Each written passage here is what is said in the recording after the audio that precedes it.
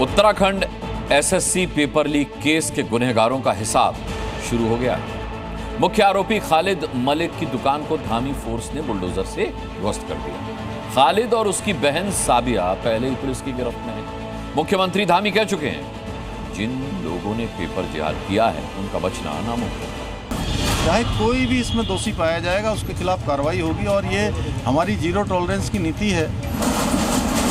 तो युवाओं के भविष्य को बर्बाद करेगा। धामी सरकार उसके मंसूबों को ऐसे ही बुलडोजर से रौंदेगी।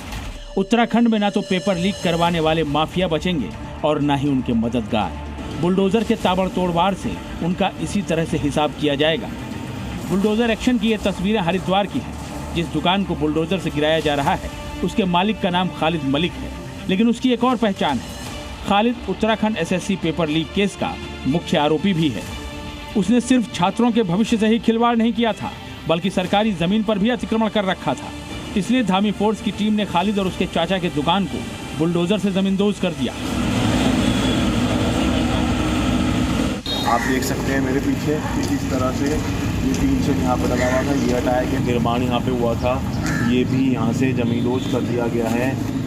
और साथ ही जो मुख्यमंत्री पुष्कर सिंह धामी है, उनके आदेश अनुसार एक बड़ा संदेश दिया गया है कि जो भी नकल माफिया या युवाओं के भविष्य के साथ खिलवाड़ करेंगे उन पर सख्त कार्रवाई होगी।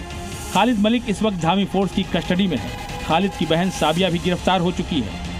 पेपर लीक केस की तफ्तीश में आरोपी खालिद ने बताया कि वो परीक्षा शुरू होने से एक दिन पहले ही एग्जाम सेंटर पर पहुंच गया था, जहां उसने मोबाइल फोन छिपा कर रख दिया था।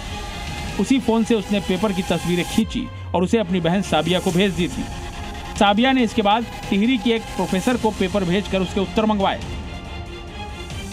इसके पास पेपर आया तो पेपर आने के बाद इसने जैसे बाकी सब रोल नंबर लिखने लगते हैं, इन्विजिलेटर साइन करवाने लगते हैं, तो मौका देखकर इसने विंड चिटर की आड़ लेकर फोटो खींचने शुरू की और इसने 3 क्लिक ग्राउंड फ्लोर पर जाता है और वहां पर जाकर ये वो जो 3 क्लिक है ये अपनी बहन साबिया को भेज देता है। धामी सरकार चाहती है पेपर लीक के दोषियों को कड़ी सजा मिले, इसीलिए एसआईटी बनाई गई है। यही नहीं, हरिद्वार के सेक्टर मजिस्ट्रेट को सस्पेंड भी किया गया है। पर देहरादून से लेकर हरिद्वार तक छात्र प्रदर्शन कर रहे हैं, पेपर लीक की सीबीआई जांच की मांग कर रहे हैं। युवाओं के प्रदर्शन में देश विरोधी नारेबाजी और सनातन के वीडियो वायरल हुए हैं।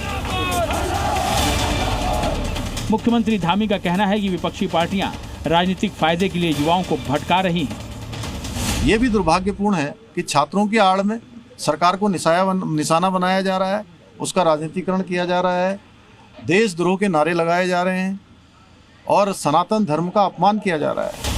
अभी तो बुलडोजर सिर्फ पेपर लीक के मुख्य आरोपी खालिद के अतिक्रमण पर चला है, लेकिन ये बुलडोजर रुकने वाला नहीं है।